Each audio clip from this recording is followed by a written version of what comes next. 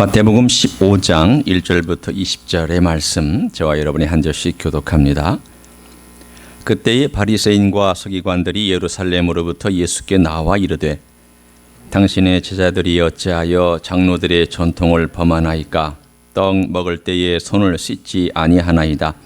대답하여 이르시되, 너희는 어찌하여 너희의 전통으로 하나님의 계명을 범하느냐? 하나님이 이르셨으되 네 부모를 공경하라 하시고 또 아버지나 어머니를 비방하는 자는 반드시 죽임을 당하리라 하셨거늘, 너희는 이르되 누구든지 아버지에게나 어머니에게 말하기를 내가 드려 유익하게 할 것이 하나님께 드림이 되었다고 하기만 하면 그 부모를 공경할 것이 없다 하여 너희의 전통으로 하나님의 말씀을 폐하는도다. 외식하는 자들아, 이사야가 너희에 관하여 잘 예언하였도다. 일렀으되 이 백성이 입술로는 나를 공경하되 마음은 내게서 멀도다. 사람의 계명으로 교훈을 삼아 가르치니 나를 헛되이 경배하는도다 하였느니라 하시고, 무리를 불러 이르시되 듣고 깨달으라. 입으로 들어가는 것이 사람을 더럽게 하는 것이 아니라 입에서 나오는 그것이 사람을 더럽게 하는 것이니라. 이에 제자들이 나와 이르되, 바리새인들이 이 말씀을 듣고 걸림이 된 줄 아시나이까? 예수께서 대답하여 이르시되, 심은 것마다 내 하늘 아버지께서 심으시지 않은 것은 뽑힐 것이니 그냥 두라. 그들은 맹인이 되어 맹인을 인도하는 자로다. 만일 맹인이 맹인을 인도하면 둘이 다 구덩이에 빠지리라 하시니, 베드로가 대답하여 이르되 이 비유를 우리에게 설명하여 주옵소서. 예수께서 이르시되, 너희도 아직까지 깨달음이 없느냐? 입으로 들어가는 모든 것은 배로 들어가서 뒤로 내버려지는 줄을 알지 못하느냐? 입에서 나오는 것들은 마음에서 나오나니 이것이야말로 사람을 더럽게 하느니라.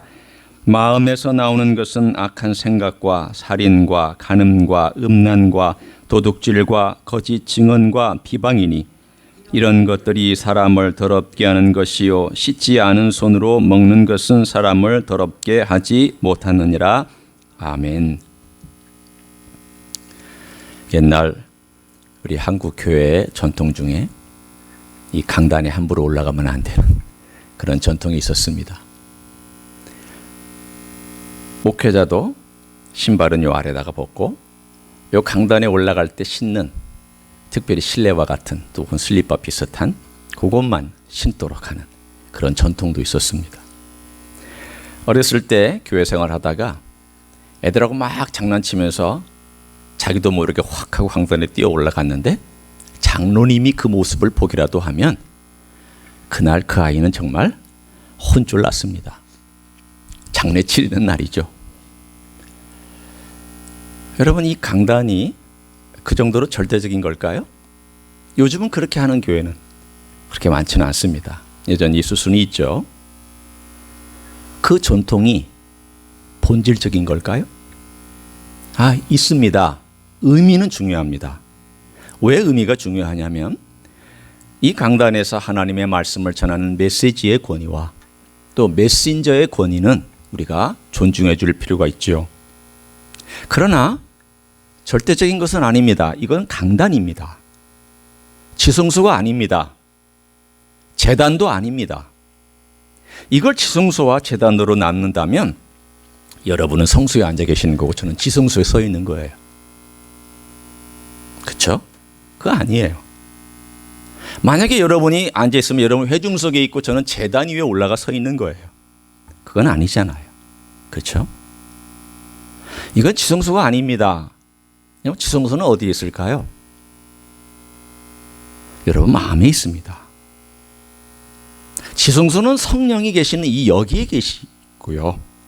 지성소는 성령께서 우리 무리 가운데, 믿는 사람들이 모인 이 교회의 무리 가운데 성령님이 계시기 때문에 우리가 지성소입니다. 따라서 절대적인 것은 성령께서 어디에 머무시는가를 알고 그 성령께서 머무시는 그것은 절대적이지만 이 공간을 나누어서 이가 지성소다 제단이다 생각하는 것은 사실은 절대적인 것이 아니라 비본질적인 것입니다. 여기서 비본질이란 진리가 아니다 그 뜻이 아니고요. 본질을 도와주는, 서포트해주는 정도. 그 정도다 그 뜻입니다. 예를 들어서 어떤 교회는 여기다가 이렇게 화분을, 우리는 두 번째 계단에도 화분을 올려놓지만 또 어느 교회는 바로 강단 옆에다가 꽃을 놓기도 하고, 또 어디는 십자가를 놓기도 하고, 또 어떤 교회는 십자가를 놓지 않기도 합니다.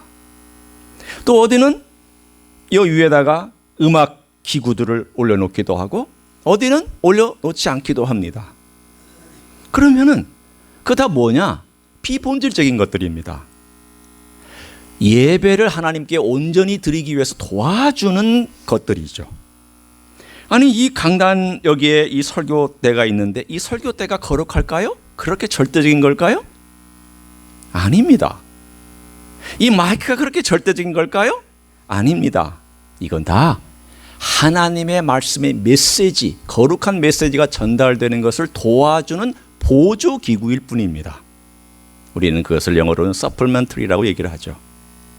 essential한 것이 아니라 non-essential을 하면서 supplementary, 도와주고 보조해 주는 것들입니다. 화분도 그렇습니다. 강대상도 그렇습니다. 마이크도 그렇습니다. 스피커도 그렇습니다. 음악 모든 것도 그렇습니다. 심지어는 십자가도 그렇습니다. 따라서 우리는 강단을 우리가 너무 절대시해서 여기 아이들이 올라가서 발표하는 것이 부담스러워한다면 꼭 그럴 필요가 없습니다. 왜? 그것은 그렇게 이센셜한 본질적인 문제가 아니기 때문입니다. 오늘 성경에 보면 바로 이 본질의 문제와 비본질의 문제를 다뤄주시는 메시지가 등장을 합니다. 이 본질의 문제와 비본질의 문제는 항상 우리 가운데 있는 문제들 중에 하나입니다. 생각보다 이것 때문에 교회가 싸우고요. 생각보다 이것 때문에 교회 안에서 사람들이 서로 의견이 달라서 감정이 상하기도 합니다. 그러나 문제는, 핵심적인 문제는 한 개인의 감정이 싸우는 혹은 뭐 갈등이 있는 그런 정도에서 머무는 것이 아니라 오늘 예수님께서 보여주신 내용처럼 심각한 정도에 이르는 그러한 본질과 비본질의 문제가 있습니다. 함께 그 내용을 한번 살펴보기를 원합니다. 예수님 시대에 예루살렘에서 바리새인과 서기관들이 내려왔습니다. 왜 내려왔을까요? 예수님 꼬투리 잡으려고. 예수님이 하는 말 한마디 한마디, 행동 하나하나마다 어떻게 하든지 꼬투리를 잡아서 정죄하고 자기들의 기준에 따라서 심판하려고 아예 사절단을 보내서 예수님의 행동을 관찰하고 증거를 수집하고 있었습니다. 그런데 5,000명을 먹였다는 사건이 들어왔습니다. 자, 5,000명, 어린아이까지 합쳐서 한 10,000명에서 20,000명 가까운 숫자가 광야에서 떡을 먹었을 때 손 씻고 먹었을까요? 그냥 먹었을까요? 그냥 먹죠. 언제 어디 가서 손을 씻어요? 그 저녁 때에. 딱 걸렸습니다. 딱 걸렸어요. 그래서 너희들은 왜 장로의 전통을 어겼느냐? 떡을 먹을 때 손을 씻고 먹어야지 왜 그렇게 더러운 손으로 그냥 허겁지겁 먹었느냐? 이건 잘못된 것이다. 그러자 주님께서 그 얘기를 듣는 순간 그래? 그렇게 하시지 않았습니다. 정확하게 그들의 잘못된 점에 대하여 주님께서는 드러내시고 그들의 잘못된 것을 명확하게 지적하셨습니다. 그러면 내가 너에게 묻자.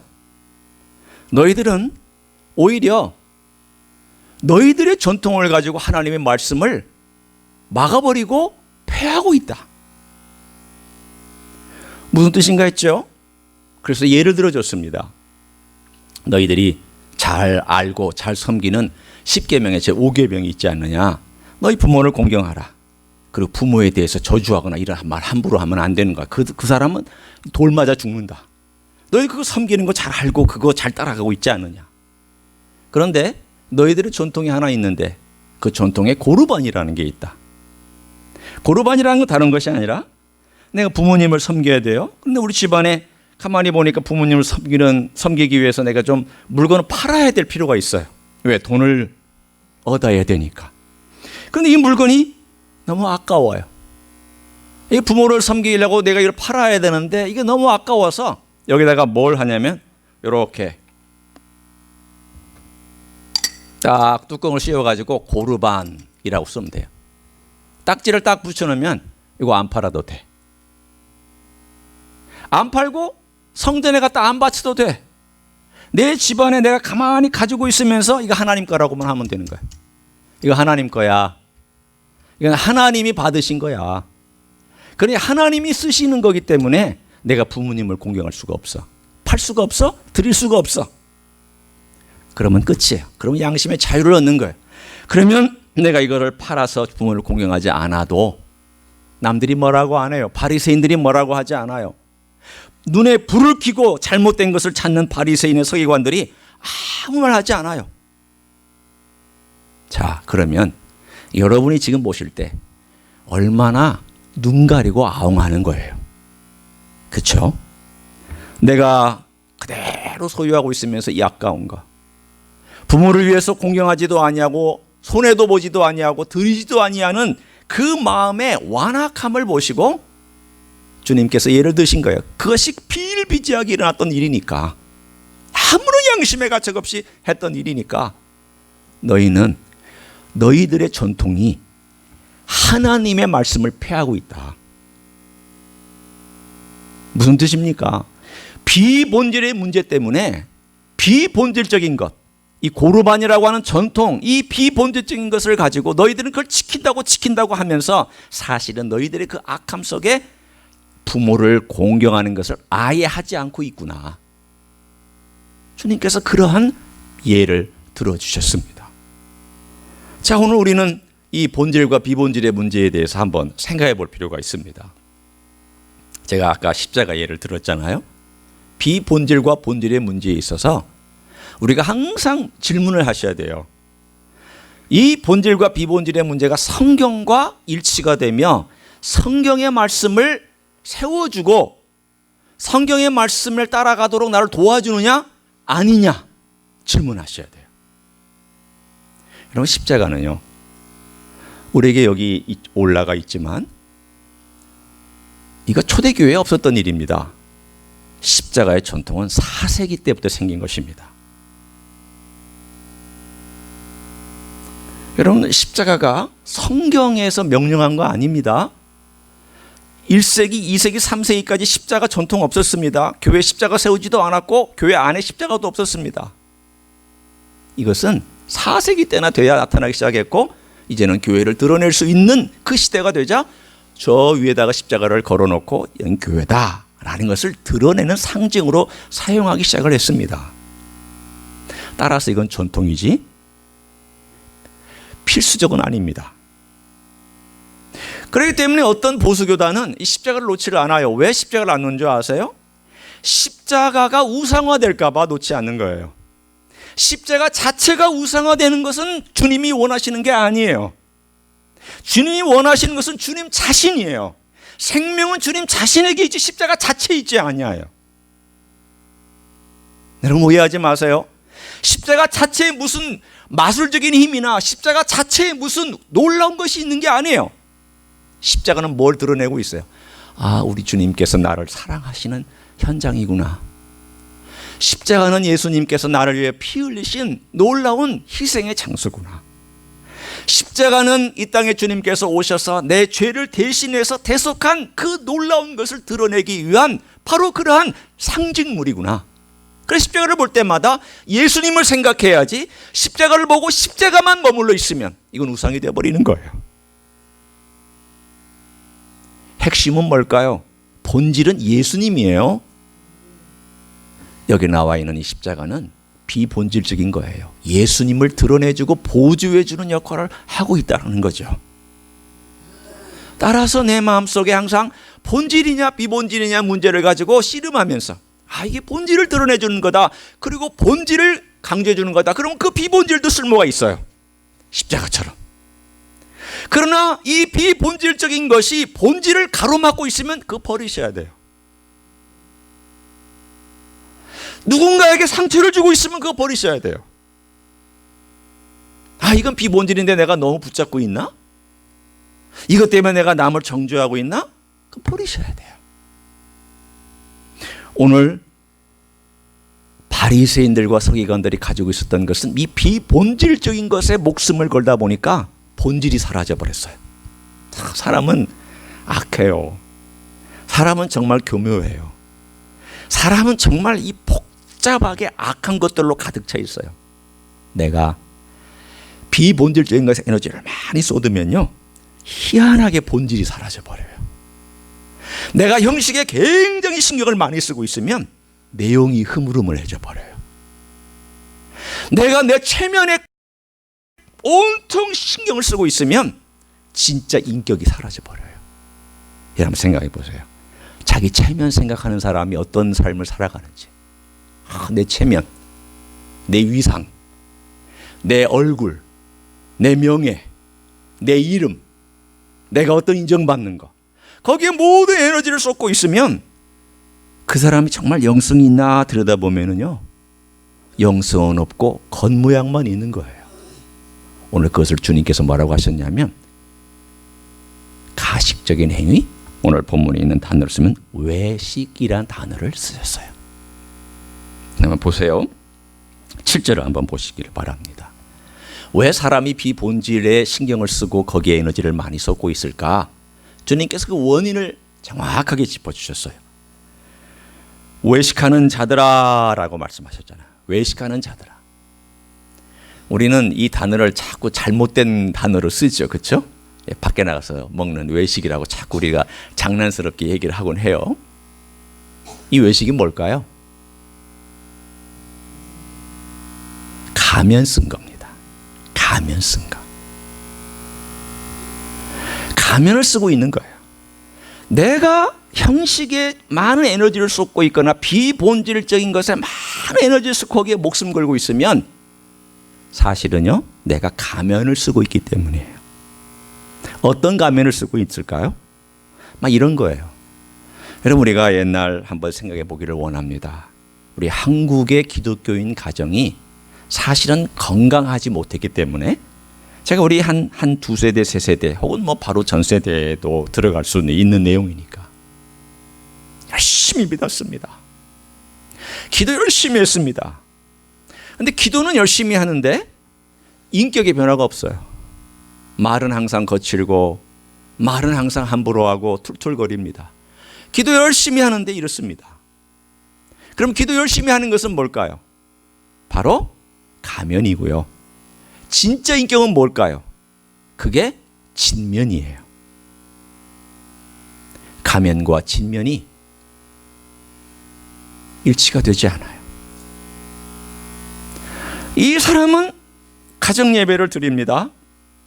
제가 그냥 불특정 다수의 얘기를 하고 있는 거예요. 여러분이 그렇다는 게 아니에요. 가정 예배 드려요. 그래, 가정 예배에서 이렇게 얘기합니다. 거짓말하지 말라. 이제 부모가 예를 들어서 예배 드리다, 우리 거짓말하지 말아야 된다. 그래놓고 옛날에 어떻게 했어요? 전화 오면 나 없다고 그래라. 예를 들어서 이런 아주 가벼운 거짓말부터 아주 스스럼 없이 거짓말해요. 애들은 뭘 보고 자랄까요? 거짓말하지 말라를 듣고 자랄까요? 나 없다고 그래라를 보고 자랄까요? 듣고 자랄까요? 나 없다고 그래라를 듣고 자라는 거죠. 제가 한국에서 어느 유명한 목사님을 모시고 제가 이렇게 갈 때가 있었어요. 그러니까 이제 목사님이 옆에 여기에 타시고 제가 이제 운전해서 가는데 갑자기 방향이 바뀌어져야 될 그런 상황이 됐어요. 이분이 이 방향으로 가자 그랬는데 갑자기 계획이 탁 달라졌어요. 내가 뒤로 가야 된다. 그러더니 갑자기 유턴을 하지 말아야 되는 것을 갑자기 나보고 유턴을 하라는 거예요. 김 목사 유턴해, 빨리 유턴해. 근데 거기 분명히 유턴하지 마시오라고 되어 있는 거예요. 제가 유턴 안 했어요. 유턴 안 하고 유턴하는 데까지 갔다가 유턴하고 왔어요. 그분이 굉장히 기분 나빠하시더라고요. 왜 기분 나빠하셨을까요? 내 말을 안 들었다고. 여러분, 우리 전 세대 목사님들 중에 교통법규 안 지키는 목사님 수두룩합니다. 그냥 교통법규는 내 마음대로 휘젓고 다니는 분들 생각보다 많았습니다. 제가 그래서 느꼈습니다. 기독교가 마음 깊숙이까지 들어가기 몇 세대가 걸릴까? 목사님들도 이러는데 성도들은 얼마나 법을 안 지킬까? 그냥 급하면 유턴해버리고 급하면 아무렇게나 들어가는 이런 상황 속에서 성도들은 어떻게 살아갈까? 성도들은 뭘 보고 살아갈까요? 강단에서 말하는 걸 보고 살아가는 게 아니에요. 그 목사님이, 그 지도자가 어떻게 삶을 살아가는지를 보고 따라가요. 그게 외식이에요. 외식은 내 말하는 것과 삶이 괴리가 있는 것. 가르치는 이렇게 가르치는데 행동은 이렇게 하는 것. 우리의 삶 속에서 바리새인이 가지고 있던 그거예요. 그들은 자기 안에 욕망이 있었어요. 자기 안에 욕심이 있었어요. 이거 킵하고 싶은 욕심이 있었어요. 부모님 섬기려고 하다니 이걸 내가 팔아야 되는데 이건 너무 아까워요. 그래 거기다가 딱 고르반이라고 붙여놓고는 섬기지도 않고 자기 소유는 다 누리고 있는 거예요. 외식이잖아요. 겉으로는 다 시키는 것 같은데 속은 아니에요. 겉으로는 경건한 것 같은데 속은 아니에요. 겉으로는 기도 잘하고 금식도 잘한 것 같은데 부모를 대하는 모습은 아니에요. 겉으로는 모든 종교 행위 다 하는데 자식을 대하는 태도가 아니에요. 겉으로는 모든 걸 다 하는데 사람을 대하는 태도가 아니에요. 겉으로는 다 하는 거예요. 겉으로만. 그 깊숙한 인격까지 내려가지 못하는 그 모습을 주님께서는 빤히 보시면서 너는 어떻게 네가 회개하지 아니하고 손 안 씻고 먹은 저들 보고 회개하라고 가르치고 있느냐.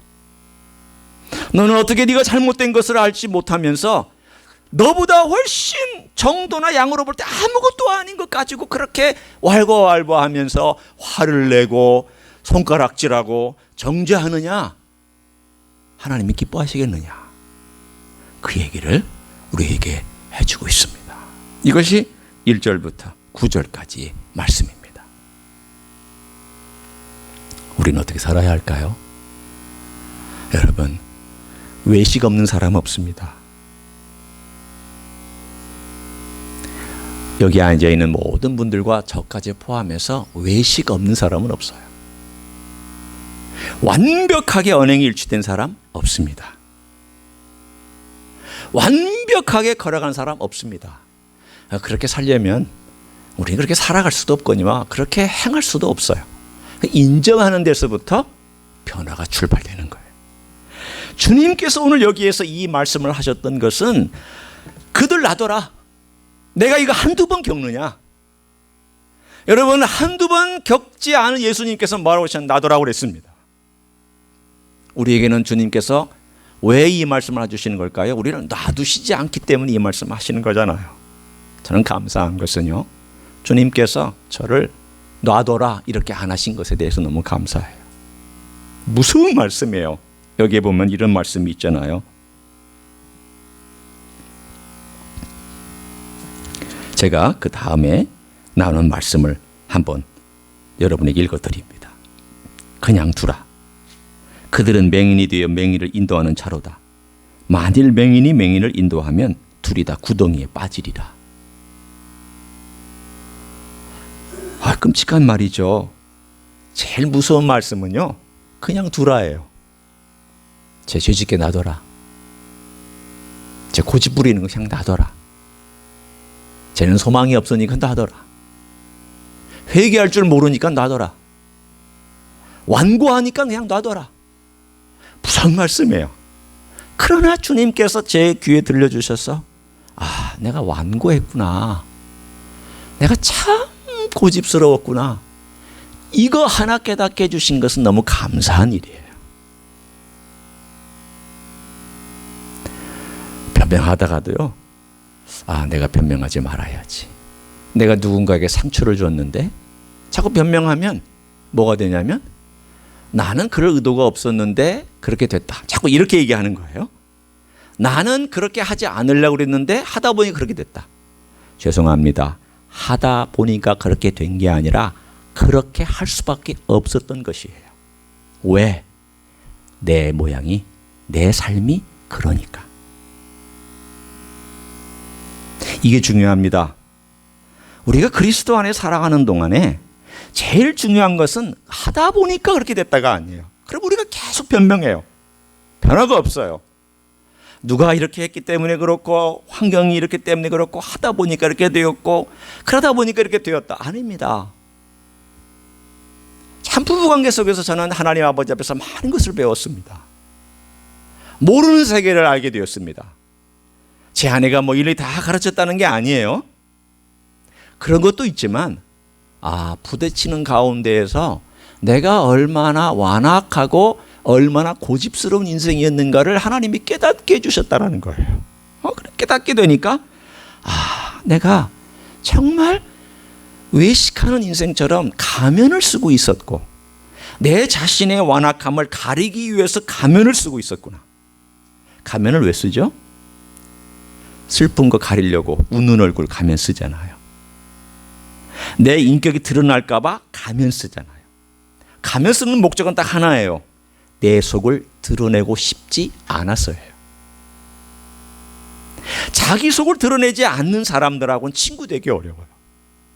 제가 한국에서 목회할 때 목회자들 중에 친구가 있는 목회자가 있고 친구가 없는 목회자가 있어요. 친구가 있는 목회자는요, 유혹을 잘 견딥니다. 친구가 없는 목회자는 유혹을 넘어질 가능성이 높습니다. 왜 그런 줄 아세요? 목회하다가 경험이 많아지고 교회도 좀 성장하고 하다 보면은요, 꼭대기에 아무도 자기하고 같이 얘기를 나눌 사람이 없어요. 그러면 누구하고 얘기를 나눠야 되냐면 같이 목회를 하는 친구들이나 선비하고 목회에 고민을 나눠야 돼요. 제가 이런 고민이 있는데 이거 어떻게 하면 좋을까요? 선배를 찾아간다든가 친구를 만나서 내가 이런 고민이 있는데 너는 어떻게 하느냐 나누어야 돼요. 그런데 이걸 나누지 않는 목회자가 있어요. 왜? 창피하니까. 내 속에 있는 그런 약함이 드러나니까 자기 안에 있는 내용을 나누지를 않아요. 이런 목회자가 어떻게 되는 줄 아세요? 나중에 둘 중에 하나가 돼요. 아주 교만해졌든지 아주 좌절하든지. 목회자들도 친구가 필요하다면 성도들도 친구가 필요하고 자기 내면을 끄집어내서 얘기해 줄 수 있는 그러한 진정한 친구가 필요해요. 왜냐하면 내 삶 가운데서 내 진면을 보고 있고 내 진면을 얘기해 줄 수 있는 사람이 필요하거든요. 항상 가면만 쓰고 살 수 없잖아요. 어떨 때는 내 얼굴을 보여줘야 돼요.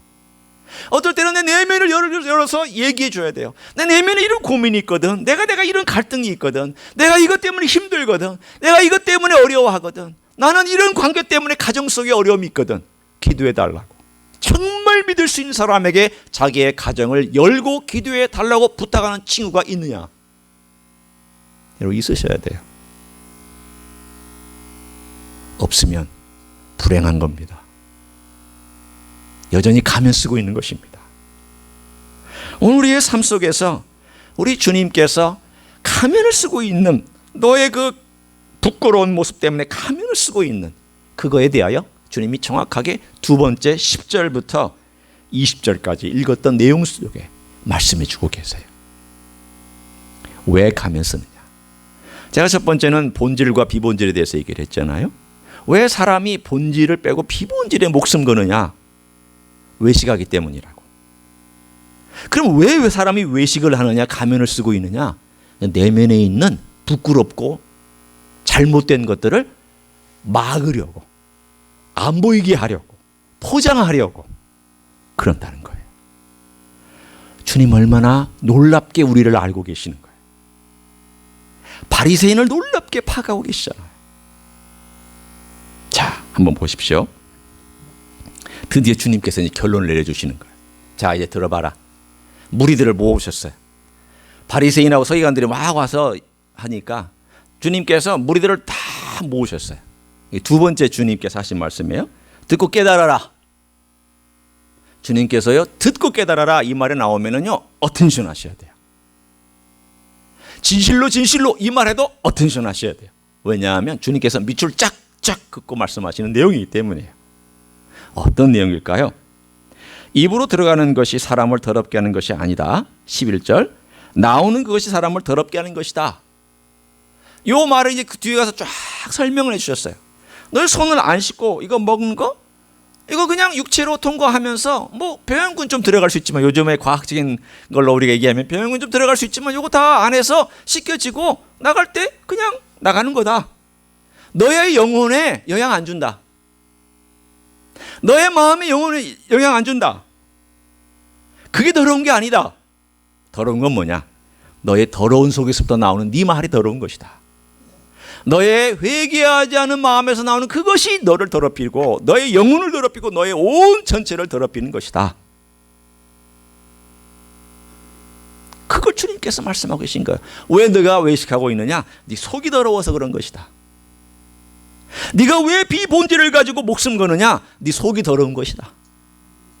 네가 왜 세상적인 것을 추구하면서 저 사람을 정죄하고 있느냐? 네 속이 더러워서 그런 것이다. 딱 결론이 나온 거예요. 여러분, 내가 누군가를 정죄하면은요, 사랑이 없어서 맞아요. 내가 교만은요, 십자가에서 나를 위해서 기꺼이 희생하신 예수 그리스도의 마음을 내가 본받지 못하고 있어서 딱 맞아요. 내가 왜 비본질에 대하여 목숨 걸고 있느냐? 사실은 내 속에 있는 잘못된 것을 감추고 싶은 욕망이 숨어 있어서 맞아요. 그걸 보시라는 거예요. 이 마음이라는 것이 어떤 것일까? 오늘 본문에 주님께서 그러면 이 더럽고 추한 마음을 어떻게 해결하느냐에 대하여 해답과 정답을 말씀해 주시지는 않았어요. 그런데 힌트가 있어요. 자, 우리 한번 13절을 보시겠습니다. 저는 이 힌트를 발견하고 참 기뻤습니다. 왜 기뻤냐면 본문 안에는 해결이 없고 이 본문을 떠나서 마태복음 전체를 다 얘기를 해야 되는데 본문 안에 해결점이 딱 나오니까 너무 좋잖아요. 여러분에게 딱 핀셋으로 꼬집어서 이렇게 쭉 집어넣고 이거다라고 말할 수 있으니까. 자, 우리 한번 13절을 읽어보기를 원합니다. 13절입니다. 시작. 예수께서 대답하여 이르시되 심은 것마다 내 하늘 아버지께서 심으시지 않은 것은 뽑힐 것이니. 무슨 뜻일까요? 심겨진 것이 많은데, 자, 우리 마음속에 심겨진 것이 많아요. 이것도 심겨져 있고 저것도 심겨져 있고 뭐 세상에 이런 것도 욕망도 욕심도 혹은 내 꿈도 그리고 내가 배운 지식도 하나님 말씀도 다 심겨져 있는데 그 심겨진 것 중에서 어떤 것은 뽑힌다고요? 하나님께서 심기지 않은 것은 다 뽑혀난다는 거예요. 다 사라진다는 거예요. 그럼 하나님이 심으신 것은 뭐예요? 하나님 뭐 심으신 건 뭐예요? 조용히 말씀하시네. 틀릴까 봐 말씀하시는 거죠. 맞습니다. 여기에 심겨져야 될 것은요, 예수 그리스도예요. 또한 예수 그리스도의 말씀이에요. 또한 예수 그리스도의 복음이에요. 그리고 예수 그리스도의 말씀과 복음의 핵심은 뭐예요? 십자가와 부활이 심겨져야 돼요. 이것 외에는 다 하나님께서 다 뽑아서 없애버리는 거예요. 십자가를 어떻게 심어요? 여러분, 여기에 있는 십자가가 중요하지 않아요. 내 마음에 십자가가 있어야 돼요. 그거 본질이에요. 여기 서 있는 것은 비본질이에요. 이거는 십자가를 바라보라고 도와주는 보조물이에요. 정작 십자가는 어디에 들어와 있어야 되냐면 내 영혼과 마음 속에 들어와 있어야 돼요. 내가 죄를 짓고 싶다가도 십자가가 딱 가로막고 있어야 돼요. 너 가면 안 돼. 너 거기 가면 안 돼. 너 그렇게 살면 안 돼. 십자가가 그 가운데 딱 가로막고 너 넓은 길 가지 마. 너 넓은 길 가면 멸망해. 죽어. 그렇게 살면 안 돼. 십자가가 내 삶에 내 마음속에 깊이 뿌리를 박아서 내 영혼의 인격에 아직도 터치가 안 된 영역까지 십자가가 깊이 내려가서 그 십자가의 은혜가 예수 그리스도의 보혈이 그 인격에 손대지 않은 데까지 흘러들어가서 거기까지 심겨진 것, 이건 영혼이 남아요. 그렇게 하라는 거예요. 십자가가 들어가도록. 그러려면은요, 여러분 절대 변명해서는 안 돼요. 절대 회피해서는 안 돼요. 절대 도망가서는 안 돼요. 절대 게을러서도 안 돼요. 한꺼번에 다 해결하시라는 말씀은 아니에요. 그러나 내가 직면할 수 있거든. 십자가가 그 영역에 거기까지 팍 하고 들어가서 나를 찔르시도록, 십자가가 나를 내 마음에 아직도 타치 안 된 영역을 들어와서 심겨질 때 아파요. 아파요. 힘들어요. 이거 뽑아내고 싶어요. 십자가를 뽑아내고 싶을 때가 있어요. 다 이 십자가가 아니면 그냥 내가 편하게 살 텐데, 십자가 아니면 내가 내 마음대로 할 텐데, 십자가만 아니면 내가 내 원하는 대로 갈 텐데, 십자가 딱 들어와서 막고 있으니 내 욕망대로 내 마음대로 내가 하고 싶은 대로 못하고 거기 어떨 때는 이렇게 해야 되나, 이렇게까지 해야 되나, 이렇게까지 해야 되나, 그럴 때가 있어요. 그러나 여러분, 십자가가 내 안에 깊이 들어와서 그 십자가의 은혜와 보혈이 내 삶을 만지기 시작하면, 시간이 되면 어느 순간인가 거기에서부터 부활의 생명이 솟아오르는 것을 경험할 수 있는 줄로 믿습니다. 십자가가 들어와서 인격을 타치하고 나면 거기서부터 부활의 생명이 올라와요. 부활의 생명이 올라오면 그때부터는 기쁨이 있어요. 처음부터는 기쁨이 없습니다. 제 경험이에요. 처음에 순종하려고 하는 그 영역은요, 기쁨이 없어요. 힘들고요, 안 하고 싶고, 어떨 때는 짜증까지 나요. 그 십자가의 그 길이라는 것이 어떨 때는 나를 힘들게 하니까 들어와서 내 인격을 막 휘젓는 것 같아요. 그런데 그 휘젓는 가운데 괴롭고 힘들고 짜증나지만 주님 바라보고 주님 의지하면서 견디고 있으면 어느 순간인가 그 십자가 그 아래서부터 부활의 생명이 올라와서 나에게 기쁨을 주는 그런 날이 옵니다.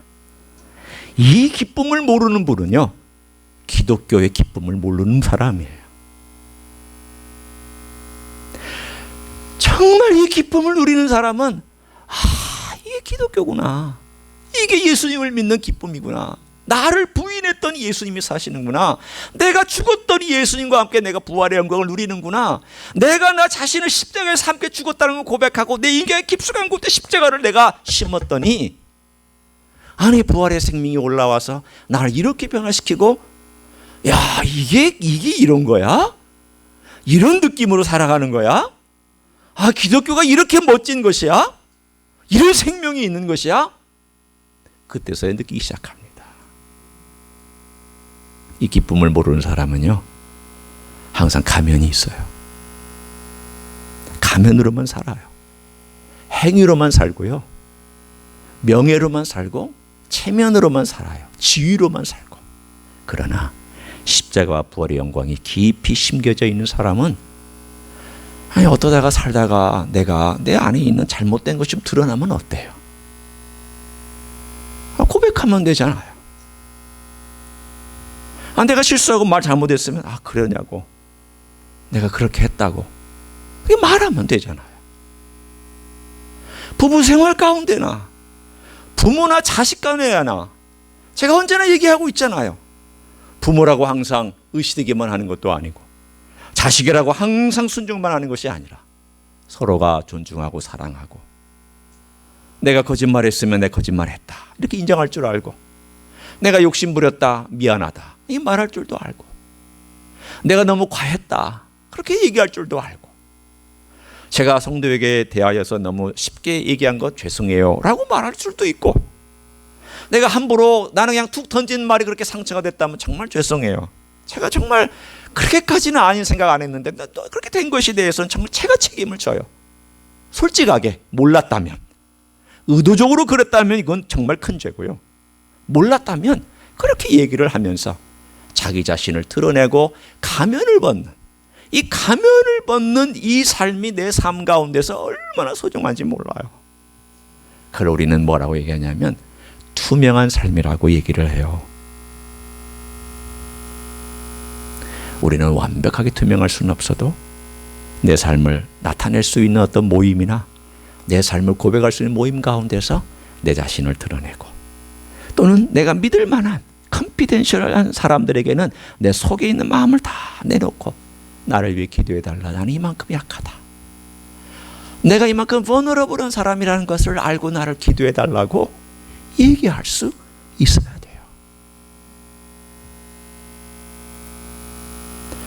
저에게는 그런 그룹들이 있어서 감사하고요, 그런 친구들이 있어서 감사해요. 저는 제 속에 있는 어떤 목회하다가 힘들고 어려운 일, 또 때로는 부부관계에서 하다가도 누가 만나서 그 얘기를 해요. 우리 부부에 이런 갈등이 있었다고, 그리고 우리 일이 이랬다고, 그리고 내가 목회하다가 또 목사 친구를 만나면 내가 이것 때문에 정말 갈등한다고 기도해달라.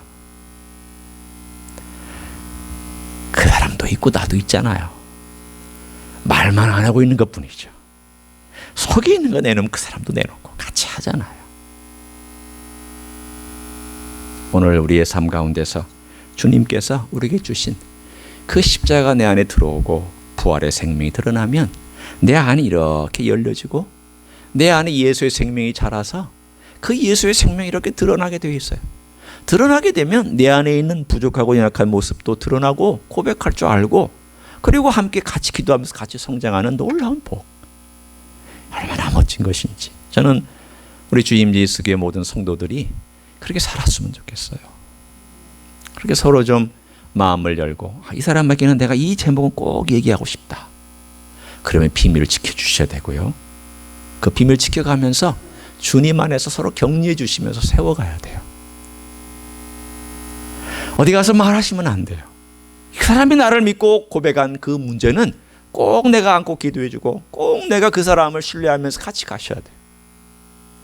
그러면서 우리 하나님 아버지 앞에서 내 문제도 끄집어내고 내 문제도 고백할 수 있는, 저는 이런 죄인이었다고, 이 정도로 약했다고 그렇게 우리가 해나가면 주님께서 이 귀한 공동체를 아름다운 모습으로 서로가 엮여갈 수 있도록 마음을 열고 하나가 되어가는 하나님의 사람의 공동체로, 그래서 예수 그리스도의 십자가 부활이 살아있는 공동체로 만들어 가실 줄로 믿습니다. 그런 삶을 살아가시기를 예수님의 이름으로 간절히 축원합니다. 기도하시겠습니다.